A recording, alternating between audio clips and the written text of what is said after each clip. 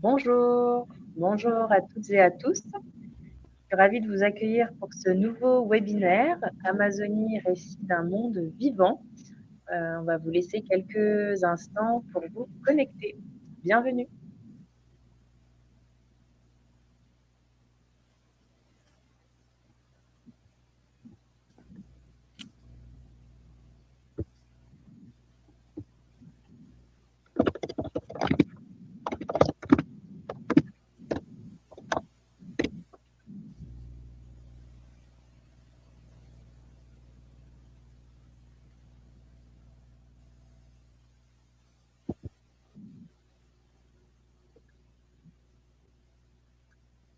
Donc, bonjour à tous. Je vois que tout le monde nous rejoint petit à petit. Donc, comme je disais, ravie de vous accueillir pour ce nouveau webinaire. Donc, Amazonie, récit d'un monde vivant. Merci d'être avec nous ce soir pour partir ensemble à la découverte d'un territoire absolument unique, immense, vibrant et profondément vivant, l'Amazonie brésilienne, qui est donc clairement un monde à part, un monde où l'eau dessine les chemins, où la forêt respire au rythme des fleuves, où chaque rive raconte une histoire humaine, animale, végétale. Et c'est justement là que nous allons explorer ensemble ce soir à travers nos expéditions à bord de la Jangade. Avant d'entrer dans le détail de ces voyages, je voulais juste redire un petit mot sur Grands Espaces pour celles et ceux qui nous découvrent ce soir. On nous connaît surtout pour nos expéditions polaires en Arctique, en Antarctique, mais notre ADN, c'est avant tout l'exploration. Donc des voyages en petits groupes centrés sur la nature, sur la faune, sur la flore, sur des rencontres humaines. Et depuis toujours, on développe des destinations où le monde reste encore largement à découvrir, avec la même exigence scientifique, humaine, environnementale. Et après le Congo, que nous avons présenté la semaine dernière, l'Amazonie s'inscrit naturellement dans cette veine de forêt, de luxuriance, de vivant. Donc pour revenir un petit peu également sur l'histoire de Grands Espaces, cette société a été fondée par Christian Kempf, scientifique explorateur plusieurs fois primé, avec l'envie de proposer à ses voyageurs fidèles et à celles et ceux qui nous rejoignent également des destinations rares, profondes, authentiques et surtout loin des itinéraires classiques. Je vais reprendre une phrase que Christian aime beaucoup: on ne protège que ce que l'on connaît, et d'où la diversification également des destinations depuis de nombreuses années maintenant. Ensuite, pour nous guider ce soir, aller dans le vif du sujet, nos voyageurs sur le terrain, et pour vous guider ce soir avec nous lors de cette conférence, on a la chance d'être accompagné par Raphaël Rocha, qui connaît l'Amazonie intimement pour l'explorer et la parcourir depuis des dizaines et des dizaines d'années. Donc, chef d'expédition à bord de la Jangade depuis son lancement en 2019. Il est notre interlocuteur privilégié sur ces fleuves immenses. Il sait où mouiller, où débarquer, comment approcher les communautés, comment lire les rivières, leurs variations. Et sa connaissance du terrain, des hommes, de la forêt, fait de lui un guide absolument essentiel pour nous et pour la découverte de ce territoire. Donc, je te laisserai te présenter dans un instant, Raphaël, et tu pourras nous en dire davantage sur ton parcours. Donc, pour l'organisation de ce soir, nous allons faire cette petite conférence en 3 parties. Tout d'abord, on vous présentera nos 2 itinéraires. Donc, le premier, que l'on appelle les 3 frontières, donc une aventure de 1700 km de navigation entre rives, lacs, à la découverte notamment de Mamirawa, d'Anama et de zones encore peu fréquentées. Et c'est surtout une occasion rare de naviguer entre les 3 pays, le Pérou, la Colombie, le Brésil. Et le second itinéraire, que l'on a nommé les 3 fleuves, nous emmène au cœur de l'Amazonie, là où le Rio Negre, l'Amazone, dessine les plus grands labyrinthes aquatiques au monde. Donc là, on y rencontre en effet des communautés, des dauphins roses, des paresseux, des singes hurleurs, et on parlera de tout ça en images avec notre guide. Et ensuite, on finira sur le navire, la Jangade, ses nouveaux aménagements à bord, pour plus de confort, car le navire a beaucoup évolué depuis 2019. Ensuite, nous garderons un temps à la fin pour répondre, comme d'habitude, à toutes vos questions. Et vous avez d'ailleurs un petit chat en bas à droite où vous pouvez nous poser vos questions. pourra y répondre soit pendant l'intervention de Raphaël ou bien à la fin de cette présentation. Donc, je vous propose maintenant d'embarquer ensemble pour ce voyage au cœur de l'Amazonie. Donc, je te laisse la parole, Raphaël. Bonjour à toutes et à tous. Bonjour Justine. Merci pour cette opportunité de pouvoir présenter en cette année 2026 l'Amazonie. Ça fait longtemps que je voulais le faire, mais je n'avais pas eu l'opportunité. Et aujourd'hui, nous l'avons. Tout d'abord, j'aimerais me présenter en tant qu'Amazonien. Je suis donc né sur les rives de l'Amazone. Donc, j'ai une connaissance au départ empirique de cette Amazonie, dont j'en ai rêvé par la suite en ayant habité sur le territoire français. Dans les années 80, j'ai bougé donc avec mes parents, mon père qui était chercheur d'or sur le bassin amazonien. Nous avons bougé vers la Guyane française. Ensuite, j'ai bougé dans la région du sud de la France. Et j'entendais beaucoup parler de cette Amazonie vivante, pleine d'histoires, des grandes expéditions qui m'ont poussé à vouloir revenir au Brésil et découvrir de moi-même ces récits dont j'entendais dans les livres écrits en Europe de ces grandes expéditions, des navigations sur l'Amazone, sur les méandres des divers fleuves de cette Amazonie géante. Et j'ai décidé donc de revenir au Brésil par la suite, il y a une trentaine d'années, pour redécouvrir par moi-même cette forêt où je suis né et cette rivière où j'ai navigué avec mes grands-parents, dont j'ai hérité cette connaissance empirique, où j'ai amélioré au fil de mes voyages en Amazonie. Voilà. J'aimerais commencer tout d'abord par une présentation du bateau. J'avais dit qu'on allait faire la présentation des deux itinéraires et ensuite du bateau. Mais j'aimerais commencer par la présentation du bateau, qui a commencé par un rêve qui s'appelle l'Amazon Dream dans les années 2000, au début des années 2000, qui a été créé par l'amateur de la jangada qui s'appelle Bernard Ramus. Il a d'abord créé un premier bateau parce que son intérêt à l'époque, c'était de créer un hôtel de forêt et pouvoir amener des gens d'Europe, de France, vers la région du Tapajós, donc qui est entre Manaus et Belém. Et à partir de ce moment-là, à partir de ce projet-là qui n'a pas abouti, il a décidé de construire un premier bateau qui s'appelle Amazon Dream. Ce bateau a réussi, le bateau a commencé à faire des croisières. Moi, j'ai commencé mes débuts à l'île de Marajo, à l'embouchure de l'Amazone, et j'ai été invité par un nouveau projet par la suite qui s'appelle la Jangada. Je vais passer. Donc la Jangada a hérité de ce nom grâce à l'histoire de Jules Verne qui s'appelle la Jangada, qui est un roman d'une remontée de l'Amazone qui part de Iquitos jusqu'à Belém. Donc je vous invite à le lire, qui est vraiment très très intéressant parce qu'en fait, si vous lisez ce livre, vous allez voir que dans ce livre, il y a le récit quasi exact des trois frontières, notamment quand on passe sur l'embouchure de la rivière Tefé, où il y a une beauté, où on voit la beauté de la rencontre des eaux de la rivière Tefé et de l'Amazone.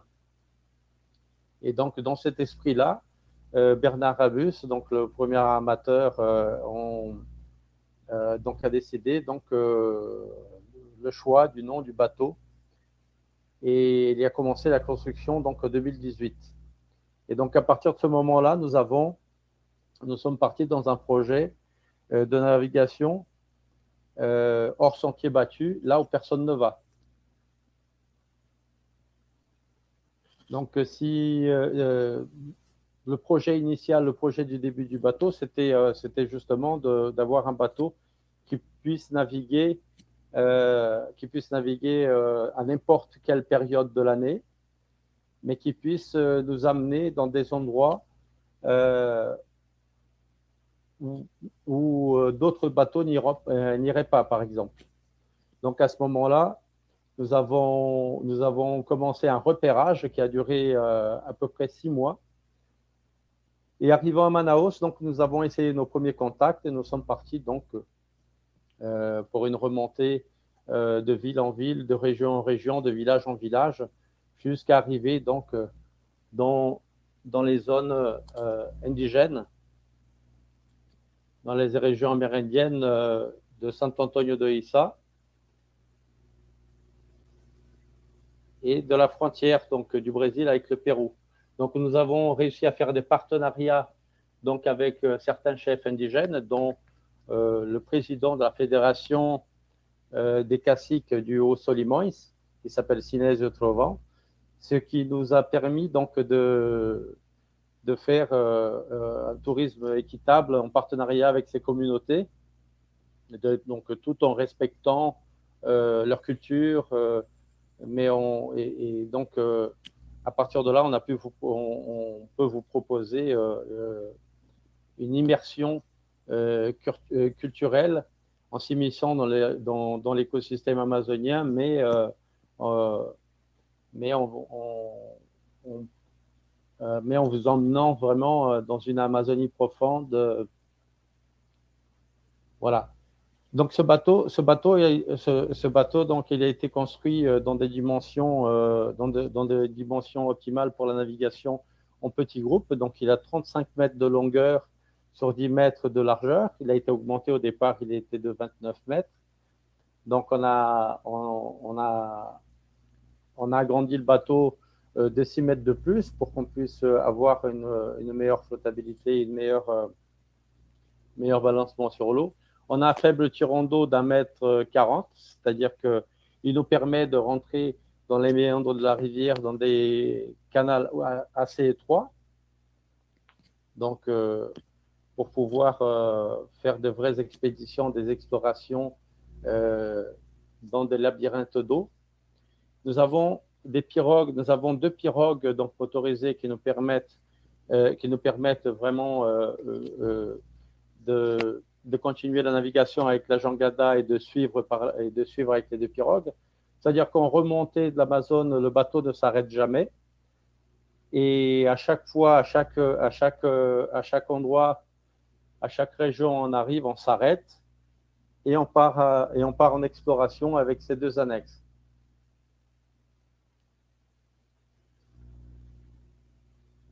Donc, j'ai dit donc naviguer là où personne ne va.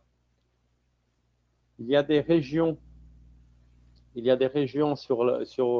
avons plein de régions sur l'Amazone, comme vous pouvez voir là sur l'image du dessous à gauche, des régions comme le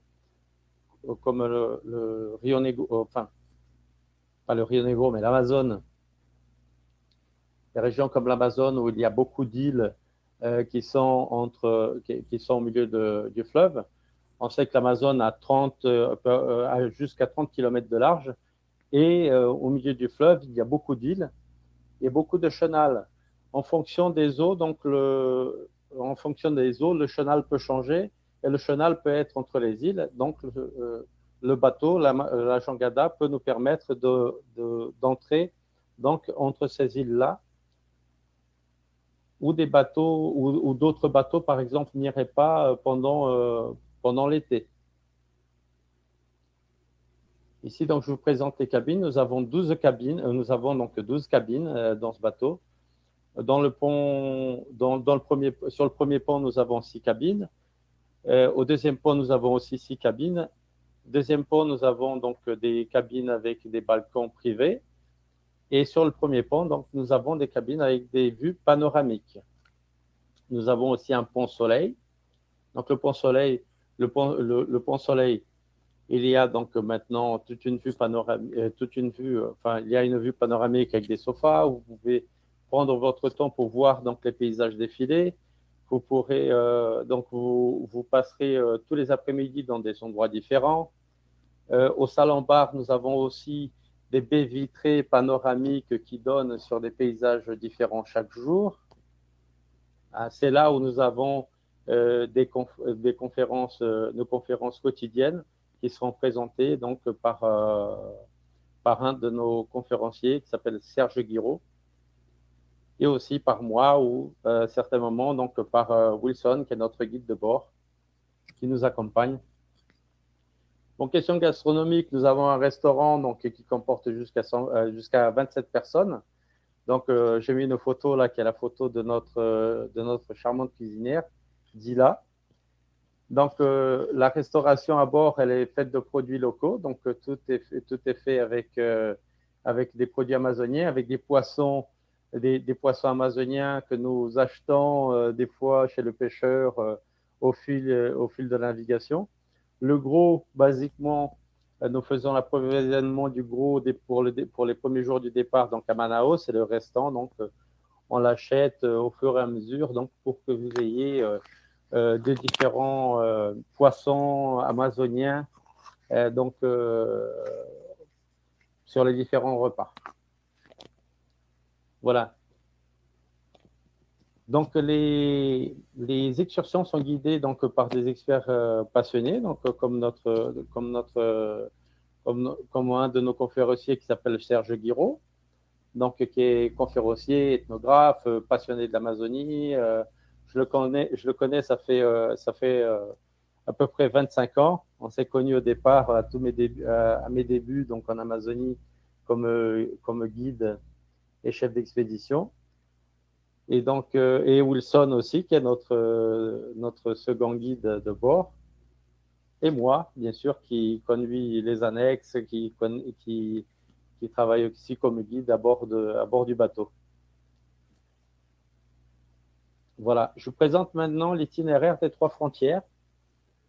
Donc, cet itinéraire-là, il a un départ de Manaus. Donc, bien sûr, notre embarquement, notre base de départ où où tous les départs se font de toutes les croisières donc à Manaus, et on part donc immédiatement vers la rencontre des eaux. Bon, en Amazonie, sur le bassin amazonien, c'est un bassin qui a 7 millions de kilomètres carrés. Il est énorme. Nous avons trois différents types d'eau, ce qu'on appelle donc les eaux boueuses de l'Amazone, qui sont les cafés au lait que vous voyez là sur l'image. Et à gauche de l'image, donc, vous avez les eaux noires du Rio Negro. Je n'ai pas mis les eaux du Tapajós, qui sont des eaux bleues, qui sont en dehors de cette région de notre navigation. Donc, c'est pour ça que je ne l'ai pas mis. Donc, voilà, nous avons ces 2 types d'eau-là que nous allons rencontrer tout au long de notre trajet. Donc, nous commençons par voir ce phénomène magnifique de la rencontre des eaux. Et ensuite, nous arrivons sur le premier jour de navigation, nous allons arriver sur des dortoirs d'oiseaux comme celui-là, qui sont sur des zones marécageuses. C'est-à-dire qu'au moment où nous allons faire notre croisière des 3 frontières, ce sera au mois de juillet. Et donc, au mois de juillet, nous aurons encore des marécages, des zones marécageuses. Nous serons au début de l'été amazonien. Chez nous, sachez que chez nous, nous avons donc 2 saisons. C'est la saison sèche et la saison des hautes eaux, l'hiver qu'on appelle ici chez nous. Donc là, nous serons début de l'été, au moment où les eaux commencent à baisser. Et donc, nous aurons des zones marécageuses comme ça, ou semi-inondées comme ça, où nous pourrons entrer avec les annexes et voir des envols d'oiseaux au coucher de soleil magnifiques dès la première journée. Et avec un peu de chance, nous aurons donc l'occasion de trouver d'autres zones comme ça marécageuses dans nos expéditions quotidiennes.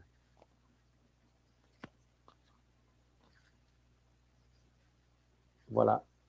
Le nom est un peu caché, mais là, c'est notre 2e journée.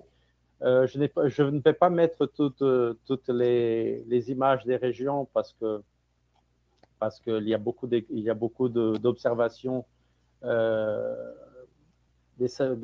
faune et de flore quotidiennes qui sont faites en annexe. Mais là, je vous mets un exemple de notre 2e journée on avance. Donc 24 heures après, nous serons donc dans la région d'Anama. Anama est un labyrinthe d'eau.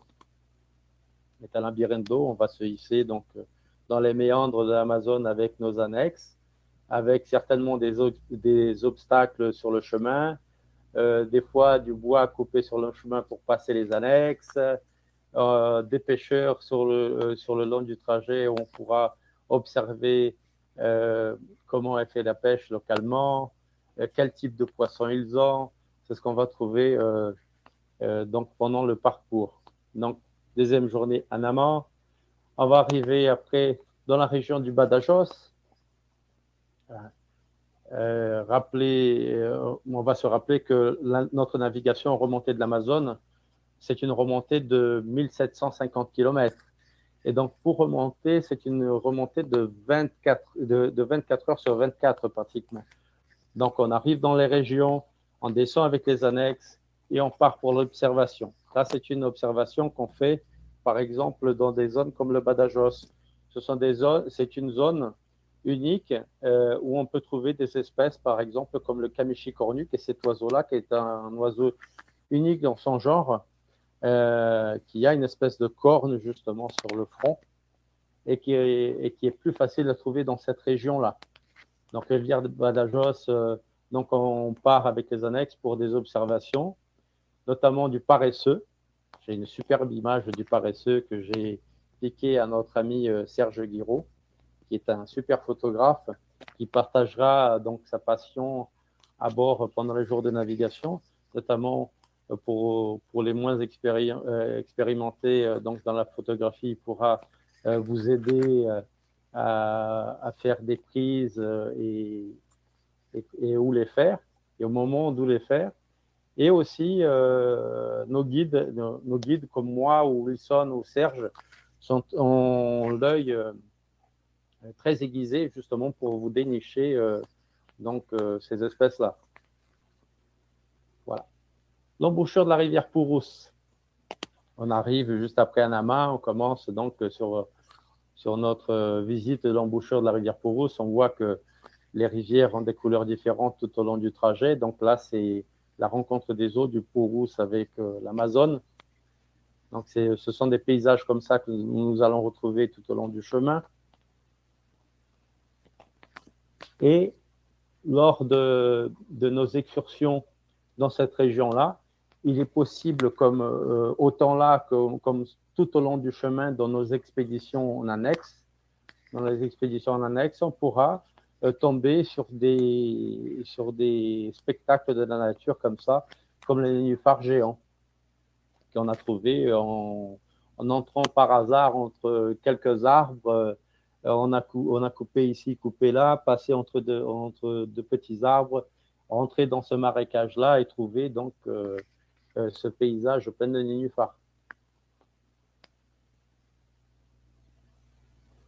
Mais nos expériences, ils ne seront pas seulement des expériences de navigation ou d'expédition en annexe, mais ce sera aussi les rencontres que nous allons faire avec les locaux, avec les habitants locaux. Moi, je suis un caboclo, je suis un métis d'Amérindiens, d'Africains et donc de Portugais. Je suis né donc au bord de l'Amazone et ça, c'est un village un peu comme celui-là où je suis né, où nous aurons l'occasion donc de rencontrer les habitants du fleuve, les cabocles, et pouvoir partager un beau moment avec eux. Les paysages et aussi visiter donc leur forêt, découvrir leur mode de vie, découvrir et les arbres géants comme la samaoum que vous voyez sur la photo. Voilà, on va faire aussi, on va voir comment s'alimentent les natifs amazoniens. Voilà, c'est une cueillette d'açaï, par exemple, faite par Monsieur Jouan, qui est un habitant du village, qui va nous expliquer comment il monte à l'arbre, comment il fait son jus d'açaï. Tout dépend justement du niveau des eaux. Ça, c'est une photo de juillet dernier. Donc, pour y accéder à ces zones-là, pour y accéder justement là où il y a la plantation d'açaï, là où ils font la cueillette de leurs fruits et là où ils ont leur plantation de manioc, eh bien, l'accès peut se faire à pied ou pourra se faire en pirogue. Normalement, vu le niveau des eaux actuelles, vu cette montée des eaux, je pense qu'on le fera plutôt en pirogue. Voilà. Nous aurons aussi l'opportunité de voir la production de farine de manioc. Donc, la farine de manioc est un aliment base des Amazoniens. Nous, on le mange tous les jours, à tous les repas. C'est un peu comme le pain en France. Donc, nous pourrons voir la cueillette et bien entendu, comment ils font leur farine de manioc, comment s'alimentent et comment vivent les cabocles au bord de la rivière. Voilà. C'est une partie de notre visite donc à Villalibre, donc une marche à pied pour aller voir les plantations d'açaï, les plantations de manioc, les champs de manioc, mais aussi donc les plantations de noix du Brésil. Voilà, la noix du Brésil, donc c'est aussi fait partie aussi de l'économie de base de l'Amazonie. La cueillette donc de la noix du Brésil, de l'açaï et la fabrication de la farine de manioc font partie de l'économie de base donc des Amazoniens. Vous voyez, un arbre comme ça, c'est un arbre géant qui peut grandir jusqu'à 60 mètres de haut et vivre jusqu'à 500 ans. C'est un arbre qui est très très important donc pour la survie des Amazoniens. Voilà. Et donc dans l'après-midi, donc juste après Villalibre, nous allons donc continuer la navigation avec la jangada. Nous allons continuer cette navigation tout au long de l'Amazone, en remontant direction Tefé.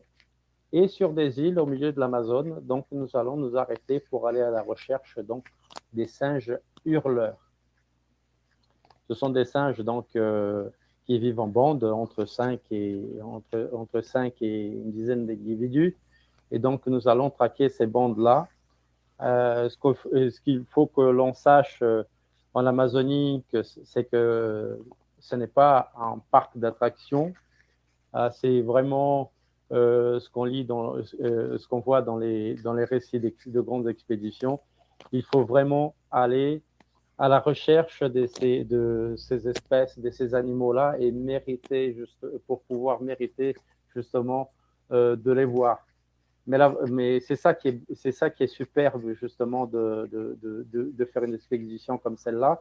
C'est parce que on va aller par exemple sur une île, on va entrer dans un petit méandre, on ne le trouve pas, on va entrer sur un autre méandre, on ne le trouve pas, et on va rentrer sur un troisième méandre, là, on va tomber sur une bande de singes, on va tomber sur une bande de singes hurleurs mélangée avec une bande de singes écureuils, ou on va peut-être tomber d'abord sur une bande de singes écureuils et après une bande de singes hurleurs, et voilà, et c'est comme ça qui se feront donc les excursions faune et flore donc en annexe tout au long de l'Amazone. Voilà. On avance un peu, donc on arrive donc sur la région de Tefé. La région de Tefé est une région très très importante dans l'histoire de l'Amazonie, dans l'histoire du Brésil en soi, mais plutôt par rapport au territoire, l'étendue du territoire brésilien tel qu'il est actuellement. Si on pense un peu à l'histoire, si on se rappelle un peu de l'histoire du Brésil, en 1494,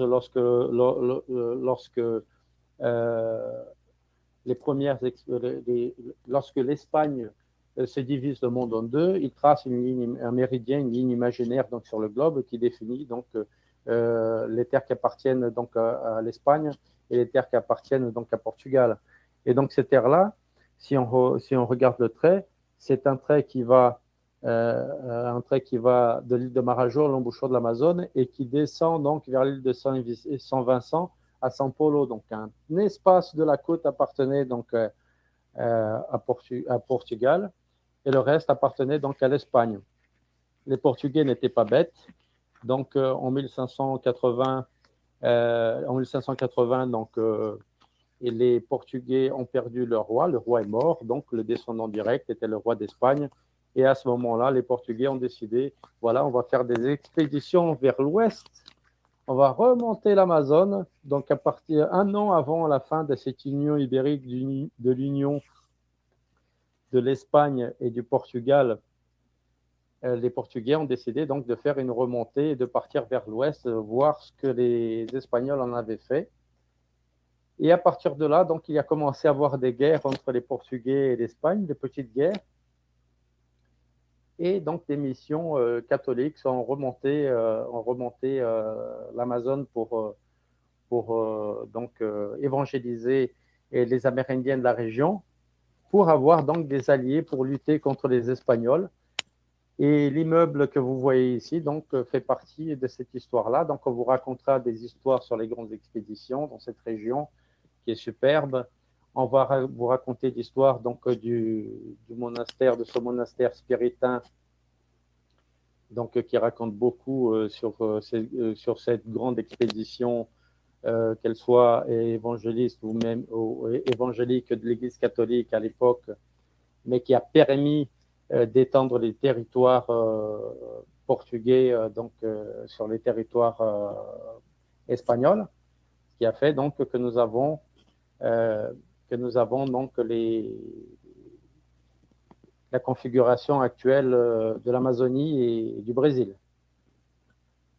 Voilà, nous allons avancer. Donc après Tefé, donc nous arrivons donc à l'embouchure donc de la rivière Purus. Il y a une communauté qui s'appelle Boca do Mamirawa. Donc la Boca do Mamirawa, c'est une réserve de développement durable. C'est une énorme réserve de plus de 11 000 hectares, 11 000 kilomètres carrés. C'est une réserve unique en son genre qui recèle donc des espèces endémiques comme le wakari à tête rouge. Il y a une petite communauté juste à l'embouchure de l'Amazone qui s'appelle Boca do Mamirawa que vous voyez là. Vous voyez donc ces eaux miroirs qui sont les eaux de la rivière Mamirawa. Donc ce sont des plaines inondables qui sont pratiquement 4 à 6 mois inondées par an. Hein, donc dont les habitants vivent sur les eaux et bougent constamment en pirogue. Certainement, à l'époque, on va arriver là au mois de juillet, août, donc les eaux seront aussi basses que ça, mais avec des plaines inondables, des zones inondées donc dans la jungle. Donc, à partir de là, nous allons partir à la recherche donc des espèces de la région. Donc, on va aller rechercher des paresseux, on va aller chercher des espèces d'oiseaux que nous n'avons pas encore vus du début de la croisière. Donc, on va aller dans les marécages voir si on voit des caïmans à gueule ouverte donc au bord de ces herbes flottantes que vous voyez au bord de cette rivière-là. Hein. C'est bizarre, mais le nom de cette petite rivière-là s'appelle Mayenne. C'est un peu français, mais bon, c'est un nom, pour eux, c'est un nom amérindien, Mayenne. Donc, on va se hisser donc, avec des pirogues, avec les locaux. Donc, on va faire des tours avec les annexes dans cette rivière. Et dans la forêt inondée, on va entrer donc avec des pirogues. Donc, c'est un village de cabocles. À cette réserve à développement durable, elle permet qu'il y ait des habitants. Bien sûr, les habitants les habitants de ces communautés n'ont pas le droit de pêcher ou de cultiver, de faire de l'agriculture pour la vente. Hein. Ils vivent pratiquement en autarcie dans cette communauté. C'est vrai qu'ils ont donc le contact avec la ville, mais là-bas, dans ces communautés-là, ils ont le droit de faire de l'agriculture et de la pêche de subsistance. Et donc, pour améliorer donc leur économie, donc ils reçoivent des passagers comme la jangada. Donc nous sommes on va dire que nous sommes le seul bateau qui va visiter la communauté. Il n'y a pas d'autres bateaux qui fassent une remontée de l'Amazone pour faire du tourisme dans la région. Donc, nous sommes les seuls visiteurs en tant que bateau de croisière à visiter ce village et donc à partir comme ça dans ces zones sauvages, dans la forêt inondée avec les habitants du fleuve. Voilà, donc on passe avec les pirogues entre les arbres, on passe dans des zones marécageuses où on peut voir des espèces d'oiseaux, on fait aussi des rencontres d'autres espèces de petits singes. Ah, voilà, celui-là, il est magnifique, celui-là, il est le Wakari à tête rouge. Ce singe-là, il n'existe qu'à Mamirawa. C'est une espèce endémique de cette région. Et donc, c'est une des espèces qu'on va traquer avec les petites pirogues que vous avez vues donc, dans les marécages. Donc, dans l'image à l'intérieur, voilà, on est à la recherche des singes Wakari, mais aussi on va faire l'observation de toutes les autres espèces qu'on verra sur le chemin. Voilà, le Wakari rouge. Le paresseux, que j'ai donc réussi à faire cette photo. Bien sûr, vous ne serez pas à la même hauteur, mais j'ai réussi à faire cette photo avec le drone parce que avec l'œil aiguisé de nos guides et de moi-même, on arrive à voir. Là, j'étais à 400 mètres de ce paresseux-là, mais comme l'arbre, comme le paresseux, il adore les nouvelles feuilles, c'est-à-dire les petites boutures de feuilles qui naissent. Donc, ils sont en général, on les voit sur les arbres décampés comme ça, sans feuilles. Et j'ai fait un envol de drone et j'ai réussi à la voir. C'est une des espèces qu'on va voir plus bas, plus haut. On aura la chance de les voir de tous les côtés. Voilà. Petit singe écureuil aussi, c'est l'une des espèces qu'on rencontre sur le chemin. Et en général, ils sont en groupe beaucoup plus grand que les Wakari ou que les singes hurleurs qui sont entre 5 et 10. Ceux-là, ils peuvent être dans des groupes entre 10 jusqu'à 100 individus. Et des fois, on tombe sur des gros groupes et on les voit sauter comme ça d'un arbre à un autre.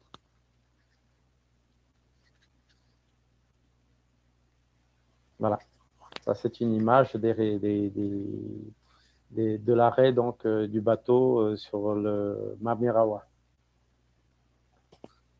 Celui-là, c'est une image, c'est une des images donc des expéditions donc après Mamirawa en allant vers Fonchubo où on s'arrête dans la jungle justement pour retrouver un point d'eau calme pour faire de la pêche aux piranhas par exemple. Si vous regardez bien, donc vous avez ces zones marécageuses-là, ce sont des zones où les eaux sont arrêtées. C'est là où on a le plus grand nombre de caïmans, par exemple, où nous avons aussi des piranhas. Les piranhas n'aiment pas les eaux avec les courants, donc on va aller à la recherche des zones marécageuses avec le moins de courant possible, là où on est sûr d'avoir donc une bonne pêche. Voilà, sur le chemin, là, on est sur le chemin de São Paulo de Olivença. Et donc, on a une baignade dans les eaux noires du fleuve. Donc, on aura l'opportunité aussi de faire une baignade. C'est vrai que les eaux noires, elles n'évitent pas trop à la baignade, mais à partir du moment où vous arrivez dans cet endroit, où vous voyez tous ces paysages, où vous voyez les locaux se baigner dans ces eaux-là, eh bien, je vais vous dire que vous aurez aussi envie de vous baigner. Parce que c'est l'eau pour nous, c'est la vie en Amazonie. C'est-à-dire dans tous les points de la rivière, que ce soit sur l'Amazone, que ce soit sur les eaux noires du Rio Negro ou des affluents comme à São Paulo de Olivença, nous on se baigne. On se baigne et il n'y a aucun danger dans ces régions-là où il y a dans les régions d'embouchure des rivières, par exemple. Là, on arrive donc dans d'autres rencontres qu'on fera le long de notre trajet. Là, c'est une zone marécageuse de chez les Indiens Chikun. On arrive à Santo Antônio do Issa. Santo Antônio do Issa, c'est une région où habitent une partie de la plus grande ethnie amérindienne du Brésil aujourd'hui. Sachez que jusqu'à avant 2022, avant le recensement de 2022, le recensement avait été très ancien en fait, parce que c'était un recensement de 2018 où il n'avait pas encore accès à certaines communautés amérindiennes du bassin du Rio Issa et Putumayo du côté colombien, qui est la continuité, qui est là où naît le Rio Issa en Colombie, et passe par la Colombie et rencontre l'Amazone donc dans cette région de Santo Antonio de Issa. Et donc avant, ils étaient comptés comme 54 000 indigènes de l'ethnie Ticoun. Et aujourd'hui, ils sont 73. Il y a un recomptage, un nouveau recensement qui a fait des communautés éloignées. Ils sont 73 000 contre 60 000 Guarani du sud du Brésil. Donc, c'est devenu la plus grande ethnie indigène du Brésil. Donc, on va avoir une superbe rencontre avec ces Amérindiens-là. On va passer dans les chemins, donc dans ce chemin de forêt, donc en remontant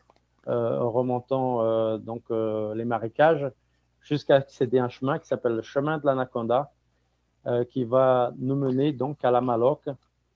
La Maloc, qui est la maison traditionnelle des indigènes, de ce groupe amérindien-là, de tous les groupes amérindiens de l'Amazonie.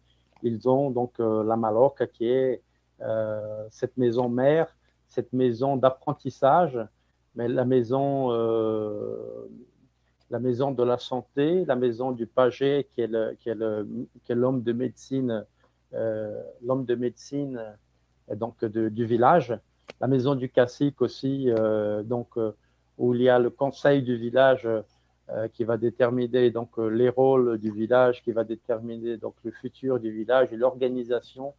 Donc tout est basé dans cette maison traditionnelle qui s'appelle la Maloc. Là, donc on va participer donc à des rituels traditionnels donc des Ticoun, notamment le rituel de la Mossa Nova, qui est un rituel de transition entre l'enfance et l'adulte. Chez les Indiens en Amazonie, il y a des rituels de transition, ce qu'on appelle des rites de passage, donc qui sont faits autant pour les hommes que pour les femmes. Dans ce cas-là, dans l'ethnie Ticoun, donc ce rituel-là, il est fait plutôt pour les filles. Il n'y a pas de rituel masculin, c'est un rituel féminin.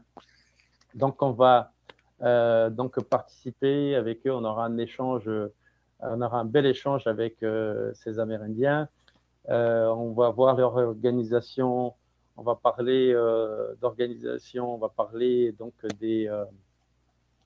on va parler de la culture locale, on va voir les peintures corporelles, on va comprendre pourquoi sont faites ces peintures-là, à quoi servent les peintures corporelles, à quoi servent les masques, à quoi servent les danses. Et donc là, dans ce rite de passage, on va participer. Donc c'est un rite donc du passage de la Mossa Nova. La Mossa Nova, donc c'est une jeune fille. On appelle ça le rituel de la jeune fille pubère. C'est-à-dire la jeune fille, dès qu'elle a ses premières règles, elle va donc être isolée. Et donc cet isolement donc, va permettre à la famille de lui enseigner tout ce qu'elle n'a pas appris jusqu'à présent, jusqu'à ses premières règles. Donc, pour pouvoir accéder à la vie adulte, il faut qu'elle apprenne tout. Donc, sa famille va l'isoler. Et donc, à ce moment-là, donc, il y aura donc tout un rituel de passage où elle va boire des boissons fermentées, où on va donc lui faire où on va lui faire voir le passage des esprits donc dans cette Maloc, dans cette maison traditionnelle. Et ensuite, donc le lendemain matin, elle va être sortie par ces esprits-là de son isolement. Et de là, donc elle va être baignée dans les eaux de la rivière. Elle va renaître donc comme une adulte. Voilà, je ne vous raconterai pas plus parce que l'idéal de cette rencontre-là, c'est de voir justement comment est le rituel. Il est vraiment très très beau à voir sur place, mais c'est une des meilleures rencontres que l'on fera des tribus amérindiennes sur le chemin des trois frontières. Donc voilà, on aura l'opportunité après de voir donc leur artisanat, donc ils se joignent en groupe après à l'extérieur donc de la Maloc, autant pour nous présenter une petite danse extérieure, mais aussi pour nous présenter après tout ce qui a été fabriqué pour le rituel, où on pourra aussi avoir acheter un peu d'artisanat local. On a avancé, donc on a fait les Tikounes. On va avancer donc vers les trois frontières. On arrive donc enfin aux trois frontières. On est arrivé à Benjamin Constant, qui est juste en face de Tabatinga, qui est à une quinzaine de kilomètres de Tabatinga, de l'autre côté de la rivière Amazone, donc sur une vallée interdite qui s'appelle la vallée du Javari. La vallée du Javari est une région donc, qui concentre le plus grand nombre de tribus isolées, soit tribus isolées volontaires, soit tribus isolées sans contact avec ce qu'on va dire la civilisation, entre parenthèses. Et donc, on va faire deux autres rencontres que seront donc chez les Indiens Marubo et chez les Indiens Matis. Je vous ai dit au départ donc, que les repérages ont été faits pendant 6 mois. C'était très, très difficile justement d'avoir contact avec ces communautés-là. On a dû faire vraiment de grandes recherches auprès de la FUNAI, qui est la Fondation nationale des Indiens. Ce sont des zones qui sont inaccessibles, donc par n'importe qui veulent entrer dans la vallée du Javari. Elles sont complètement inaccessibles. Donc, nous avons réussi à faire contact avec un des chefs donc des Indiens Marubo, qui nous a permis justement de faire une rencontre avec des groupes des Indiens Matis, mais aussi avec sa communauté, donc qui sont les Marubo, qui sont organisés donc dans leur village, dans une région forestière, dans la forêt amazonienne près de Atalaya do Norte, donc qui est l'entrée de la rivière Javari. Elles sont 19 tribus isolées dans cette région-là, entre tribus isolées volontaires et non volontaires, et qui ne veulent pas avoir contact, ou qui n'ont pas du tout de contact avec la civilisation. Donc, on va rencontrer donc les Marubo qui vont nous mener donc dans leur forêt. On va pouvoir marcher dans la forêt avec eux, dans la jungle, sur leur terrain de chasse, mais aussi sur leur terrain où ils vont donc chercher leurs plantes médicinales, où ils vont cueillir leurs fruits, où ils vont donc à la chasse. On va donc trouver les campements des Matis dans la jungle. Et on va visiter la Maloca donc des Indiens Marubo. Donc on va voir la culture, on va voir comment on chasse les Matis dans la forêt. On va pouvoir faire cette observation de près. Voilà.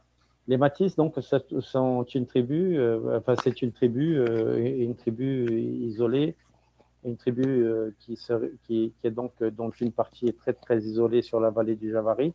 Donc, les Marubo nous ont permis de les voir donc, dans leur terre. Donc, ils les invitent dans leur terre du côté d'Atalaya do Norte. Donc, ils viennent et ils font à chaque fois une semaine, 5 jours à une semaine donc, de trajet en descendant la rivière Javari, et donc pour nous retrouver donc, dans cette région, dans les territoires des Marubo. Donc on va pouvoir découvrir leur culture, la culture des Matis, les Indiens Matis que vous voyez sur cette photo-là. Là, c'est une photo du rituel des Marewi. C'est un des rituels pour enlever la paresse des adultes, des enfants, des femmes, entre autres rituels qu'on verra sur place. Nous verrons aussi comment ils utilisent les sarbacanes, comment ils font les poisons qu'ils mettent dans les dards, le curare, les potions qu'ils se mettent dans les yeux pour aller à la chasse. Donc, on va pouvoir voir vraiment et vraiment avoir cet échange avec eux sur place.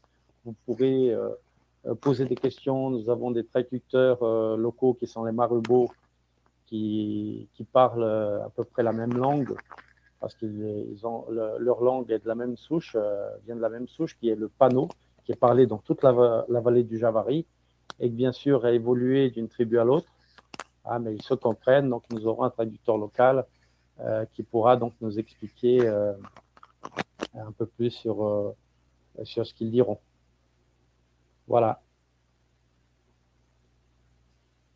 Voilà, donc on passe. Vous avez des questions? Est-ce que quelqu'un a des questions? Est-ce qu'il y a des questions sur l'itinéraire des trois fleuves avant qu'on passe donc sur les trois frontières, pardon, avant qu'on passe vers les trois fleuves? Alors, juste Raphaël, merci beaucoup. Simplement, je viens de répondre à Mireille par rapport à une question assez intéressante. Tu pourras, je pense, compléter ma réponse. Si les cérémonies sont organisées pour les touristes, faut-il avoir la chance d'être là au bon moment? Donc, je te laisse peut-être dire un petit mot là-dessus. Bon, bien sûr, au départ, les cérémonies, alors les cérémonies des Tikounes, par exemple, sont les rites de passage. Aujourd'hui, c'est une reconstitution. C'est une reconstitution qui est faite pour nous. C'est une cérémonie qu'ils le font entre eux. C'est une cérémonie qui est faite entre eux. Mais pour nous, c'est une cérémonie qui est reconstituée. C'est une présentation qui est faite exprès pour nous. Nous avons déjà présencé une vraie cérémonie. Au départ, ils laissaient toutes les cérémonies à être faites pendant notre passage, c'est-à-dire des vraies cérémonies de jeunes filles pubères. Mais c'était trop douloureux à voir, donc on a décidé qu'ils ne fassent pas les vraies cérémonies pendant notre passage de la fille pubère, parce que c'est douloureux pour nous de voir, quoi, pour les passagers de voir. Parce que un exemple des jeunes filles pubères, on arrache pendant la cérémonie toute la chevelure, fil par fil, pendant 24 heures, quoi, jusqu'à ce que tous les cheveux soient finis. Donc, on fait une reconstitution pour nous. Mais fidèles, justement, c'est leur culture, c'est ce qu'ils vivent au quotidien là-bas, dans leur culture, cette cérémonie-là. Et donc, c'est pour nous. Ils le font pour nous. Chez les Matisses, par exemple, des cérémonies, bien sûr, ce qu'ils vont nous présenter, ce n'est pas une cérémonie, c'est plutôt leur quotidien dans leur tribu, ce qu'ils vivent dans leur tribu. C'est-à-dire, ils vont nous montrer comment ils font le poison du curare, comment ils font le curare, comment ils font les potions qu'ils s'inoculent dans les yeux pour dilater les pupilles, pour pouvoir avoir une vue beaucoup plus aiguisée pour aller à la chasse, avec les sarbacanes, etc. Les marioui avec les masques, c'est une cérémonie. Ils vont nous montrer pourquoi ils font ça, quel est le but de cette cérémonie du fouet. On va fouetter les enfants, on va fouetter les adultes, etc. Bien sûr, c'est une explication exclusive pour nous. Ils viennent de leur village, ils font une semaine de voyage en pirogue au petit moteur pour arriver là-bas dans la zone, dans les terres des Maroubos, les Indiens Maroubos, pour nous expliquer exclusivement à nous. Bien sûr, ce n'est pas une visite touristique pour tout le monde, c'est exclusif pour nous. C'est-à-dire qu'il n'y a pas d'autres touristes qui viennent là-bas tous les jours pour les voir, quoi. Voilà. Merci pour ces précisions, Raphaël. Oui, je me souviens, en 2022, on avait eu justement le cas de cette jeune fille pubère et justement, le groupe était parti au moment que tu détaillais de ces cheveux-là.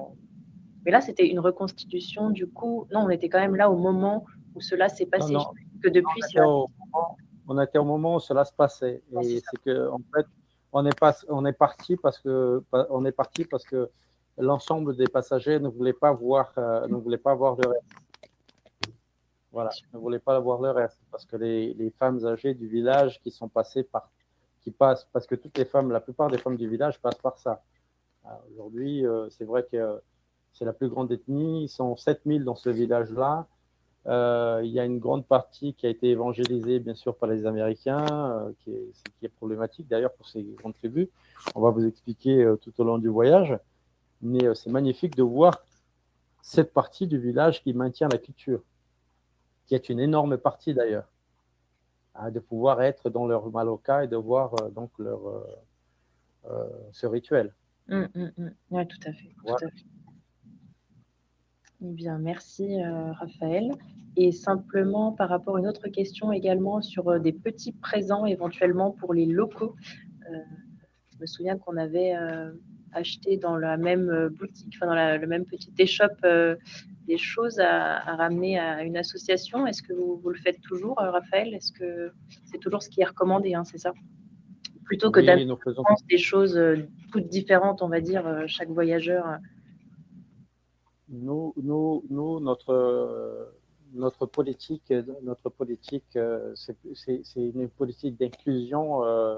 La Jangada, le mindset de la Jangada, c'est vraiment acheter localement, faire participer localement. Tout à fait. Donc, on amène toujours des cadeaux aux communautés. Enfin, on indique aux passagers tout le temps d'amener des présents, des cadeaux à amener à la communauté pour faire un échange. On va appeler ça un échange. C'est un échange qu'on fait avec eux. C'est-à-dire que c'est tellement plaisant de voir, même pour moi qui suis là, qui suis né ici, qui habite et je redécouvre à chaque fois le rituel parce que on a l'impression, on pourrait avoir l'impression que tout le temps ils vont présenter la même chose, mais en fait, ils représentent tout le temps d'une façon différente. C'est une façon qui enchante à chaque fois. Et donc, c'est un échange. On arrive là-bas, on participe à tout ça. On passe une matinée entière à voir défiler des sons, des images, des masques qui représentent les esprits différents donc, dans ce village. Et donc, à la fin, donc, on emmène, en général, on emmène des crayons, des ballons, des crayons, des cahiers, justement pour donc le donner là-bas dans la Maloka, qui sera partagé donc après avec tous les participants donc du rituel, les enfants, surtout les enfants. Ouais, c'est chouette. Surtout les enfants. Ça va aller aux enfants donc pour les classes. Ouais, tout à fait. Et je me souviens aussi, oui, que tu m'avais dit, on change également d'école, hein, de croisière en croisière. C'est ça, hein. Vous faites aussi attention à ça, et ce qui est vraiment chouette, du coup. Oui, tout dépend. Tout dépend. Des fois, on emmène les cadeaux chez les ticounes. Et en général, on ramène chez les ticounes, soit on le donne, on le donne à une école différente au bord de la rivière. Il y a beaucoup de petits villages au bord de la rivière. Des fois, on passe avec les annexes. Les bateaux en navigation tout le temps. On sort en excursion, on passe avec les annexes, on voit une école. On connaît plein d'écoles sur le chemin. On voit une petite école au bord de la rivière. On amène là-bas, on partage, on échange avec les enfants. On va connaître une école locale, etc. Donc, soit on fait sur le chemin, mais l'idéal en ce moment, c'est de faire l'échange c'est de le donner au village indien. Parce qu'ils ont beaucoup de petites écoles qui sont dans la forêt maintenant pour pouvoir desservir les petits villages intérieurs. Donc à ce moment-là, qui va dessiner ça, ce sera le chef du village.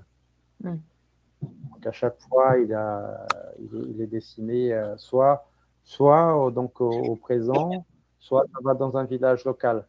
Donc ils font des virées dans des petits villages. Après, ils le distribuent.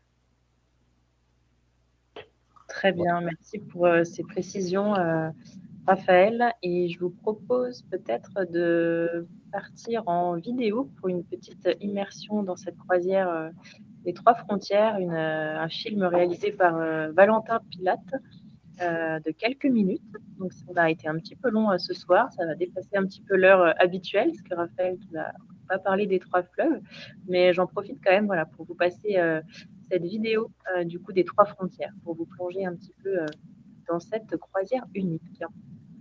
Alors, attends.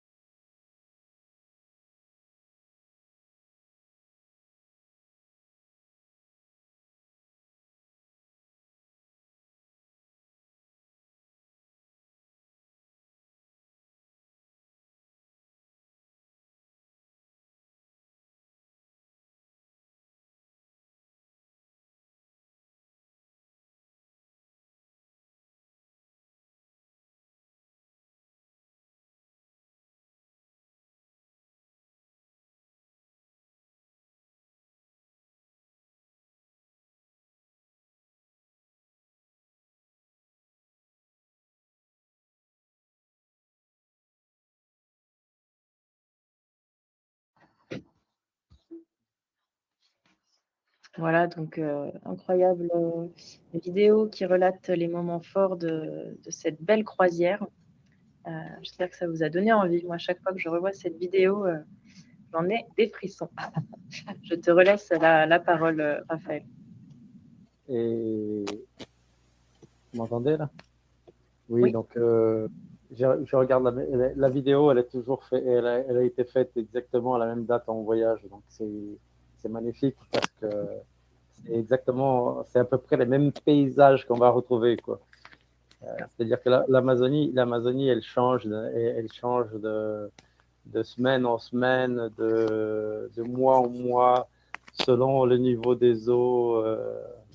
Ça nous amène à des endroits magnifiques comme on a vu là. Et là, comme ça va se passer exactement à la même période, donc on va retrouver les mêmes lacs, on va retrouver les mêmes endroits d'observation avec autant d'eau, avec la possibilité d'entrer dans tous les sens, dans tous les méandres possibles. très Voilà. bien. Eh bien, écoute, Raphaël, je te laisse continuer, défiler par rapport à la seconde croisière. On va essayer de faire un petit peu plus court.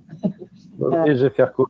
Pas de souci, non, non, mais ne t'inquiète pas, c'est très intéressant et ça mérite l'image à chaque fois. Donc, bah, écoute, je te laisse continuer. Ok, on va partir donc sur l'itinéraire des trois fleuves. L'itinéraire des trois fleuves, lui, il va se passer entre l'Amazone, la rivière Jaú et le Rio Negro. C'est que la rivière Jaú est donc dans le parc national du Jaú, donc tout en haut de la carte. Et donc en bas, nous avons donc du côté de Manaus le trait noir passe. Donc ça va être donc une partie de l'Amazone que nous allons passer. Et donc et la navigation sur le Rio Negro. Donc notre départ de Manaus, il pourra remonter, il pourra commencer par le Rio Negro ou il pourra commencer par donc l'Amazone. Cela va dépendre du niveau des eaux et des choses qu'on aura vues dans la croisière précédente, par exemple. Euh, je parle de ça parce que du côté d'Iranduba, que vous voyez sur la carte, là, Iranduba qui est en bas de la carte, là où passe le trait noir, qui est le trait de l'itinéraire, euh, c'est une région très marécageuse, une région de l'Amazone où il y a beaucoup d'oiseaux, des espèces d'oiseaux, de singes, des iguanes. Ça recèle une quantité énorme de biodiversité dans ces zones de marécage. Donc, tout dépend de ce qu'on aurait vu une semaine avant, 15 jours avant. On commencera par l'un ou par l'autre.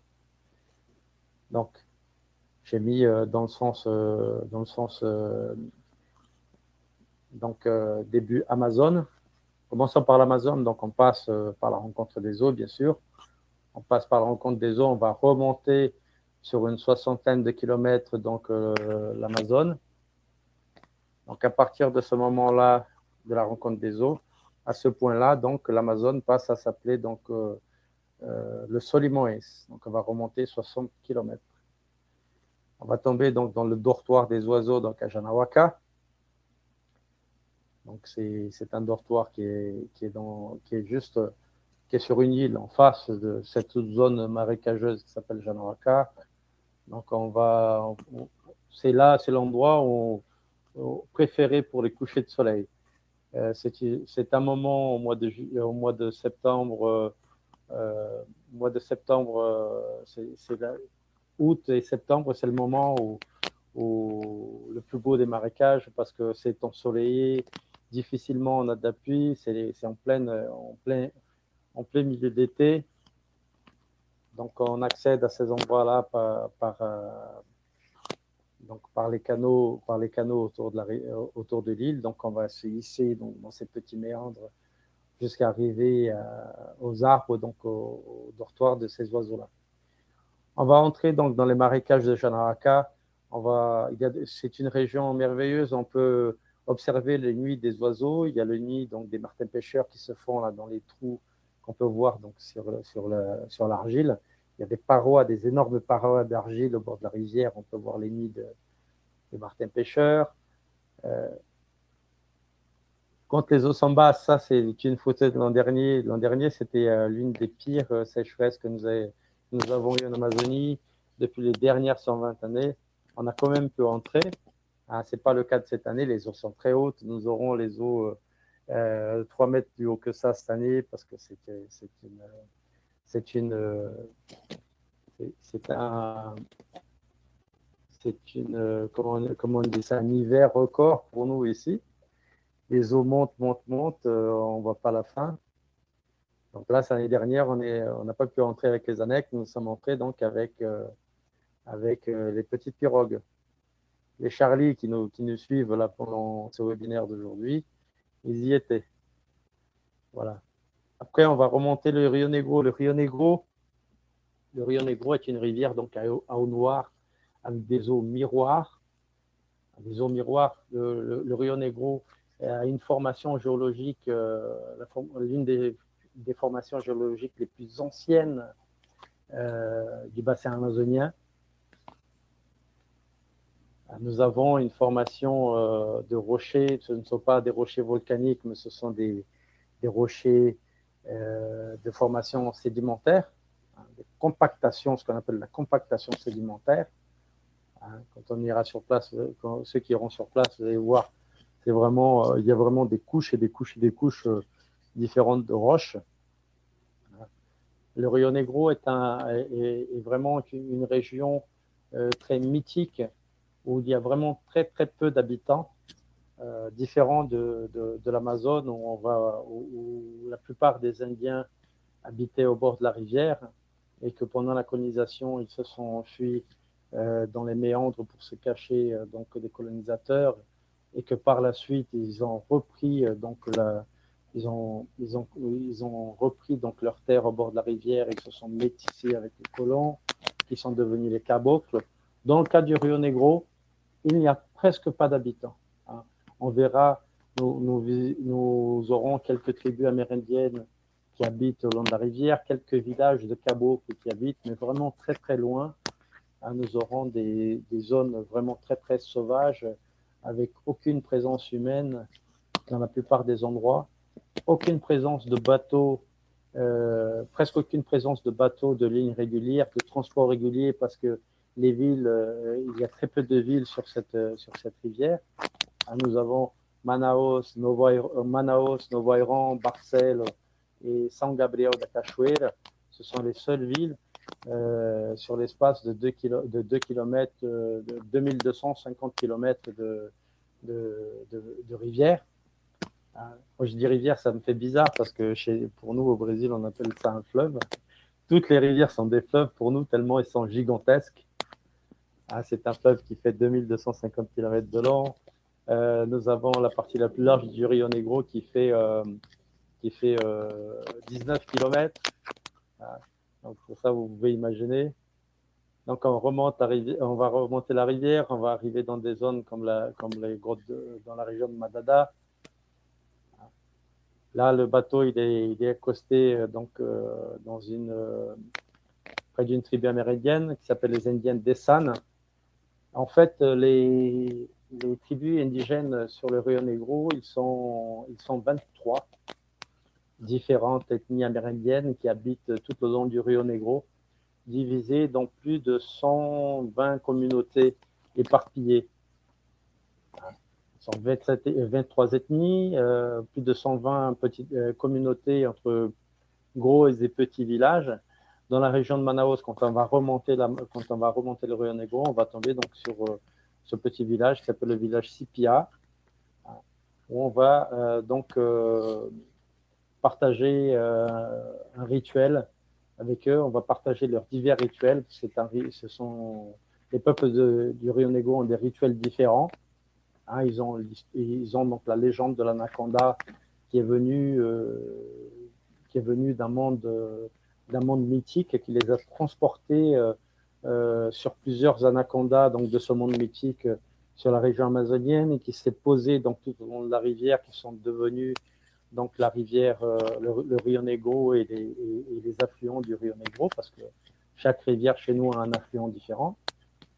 Toutes les rivières ont leurs affluents et les affluents des affluents. Donc, sur ces 23 ethnies-là, la culture change de région à région, de méandre à méandre, de village en village. Donc, on va participer donc, du rituel des Dessan avec tous leurs instruments de musique qui nous seront présentés. Chaque instrument donc, a une histoire différente. Et donc, on aura donc les peintures corporelles aussi comme sur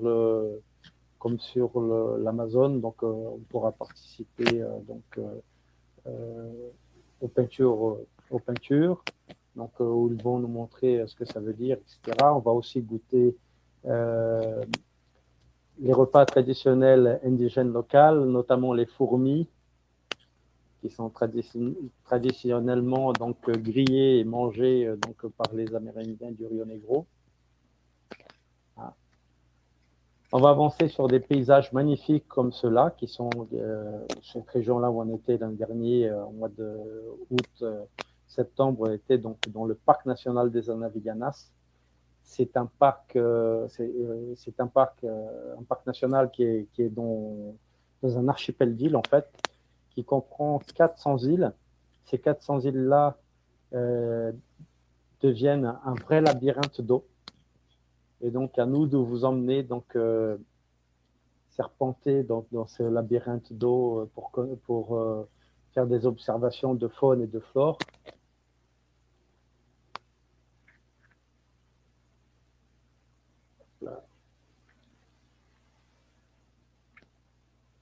Désolé, je l'ai passé séparément de ce qu'on avait, donc de la Maloca des Dessans. Voilà, donc ça c'est donc une partie du rituel qu'on fait avec les Dessans.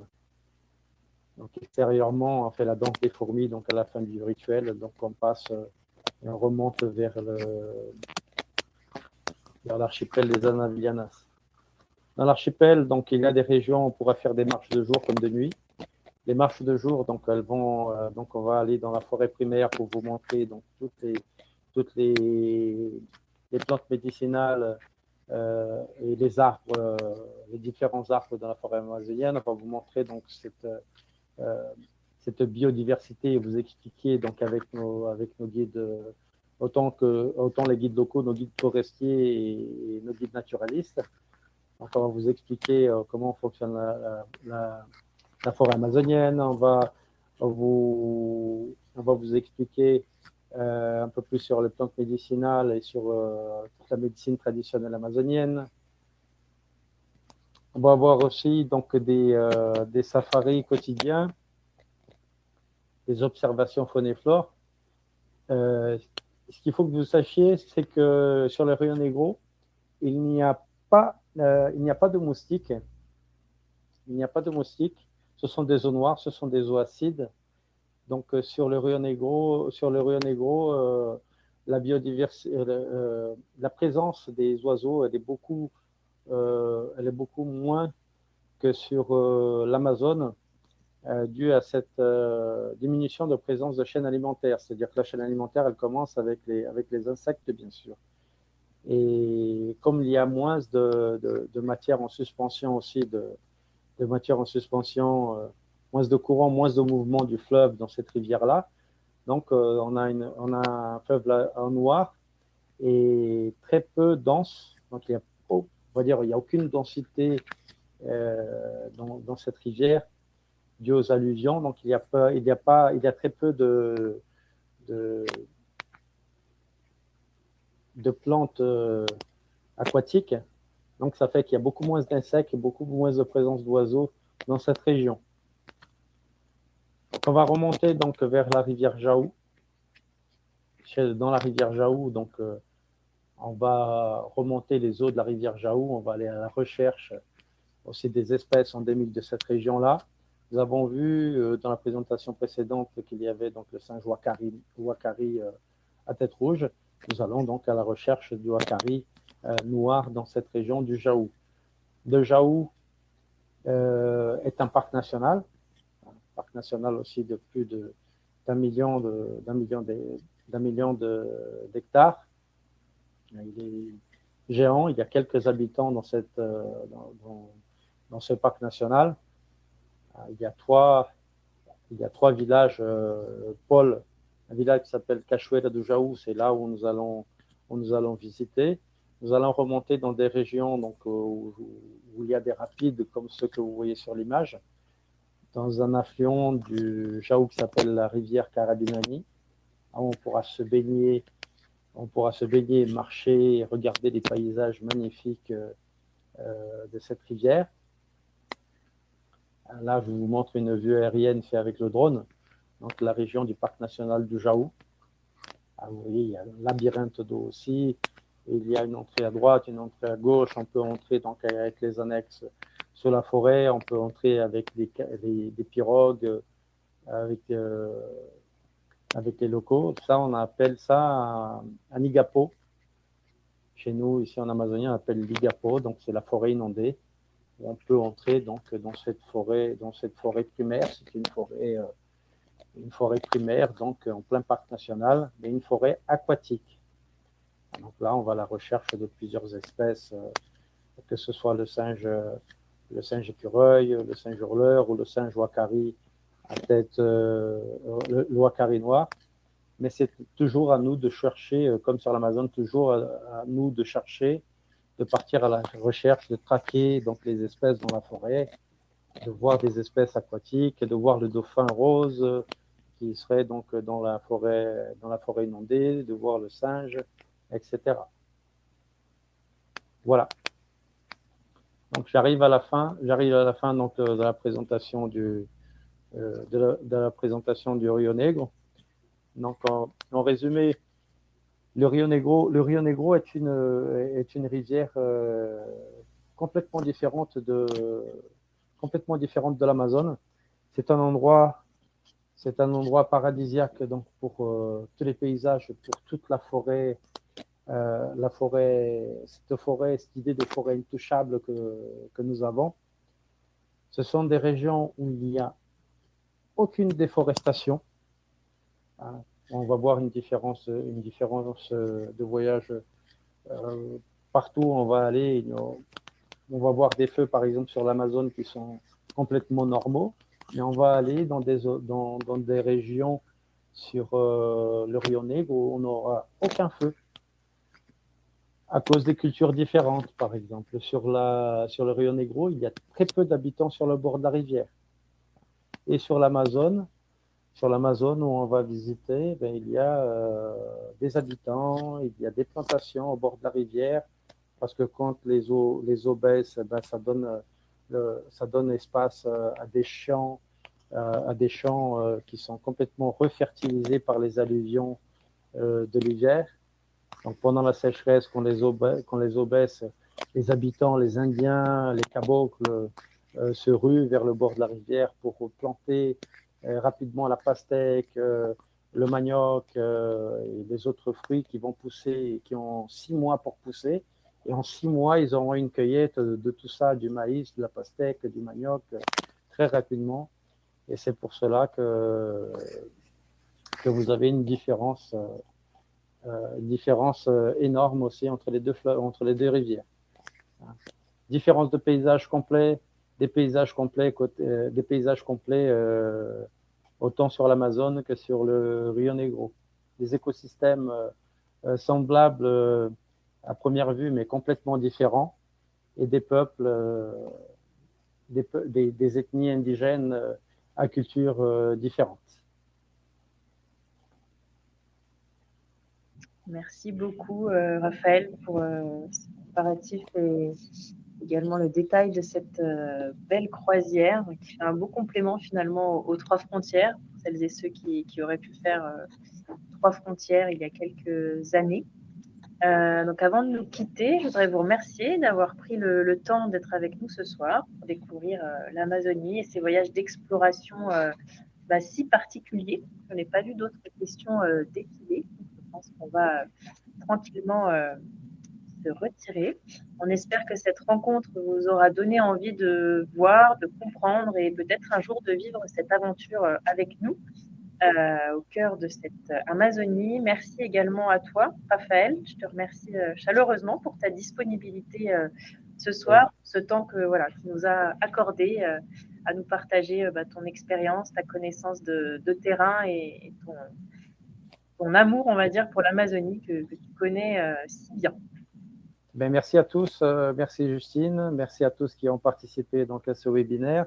C'est une première pour moi et j'espère pouvoir revenir prochainement. Bah, écoute, avec grand Ah, plaisir. Et je vous attends tous donc pour le prochain voyage. Merci en tout cas. Et puis, bah, n'hésitez pas à parler de ces voyages autour de vous, à partager cette inspiration avec celles et ceux qui aiment les grands espaces, la nature, l'exploration. Vous pouvez aussi nous retrouver sur les réseaux sociaux, sur YouTube où ce webinaire sera en replay dès demain. On est présent aussi sur Instagram et sur Facebook où vous pourrez voir nos coulisses, nos expéditions et nos prochaines destinations.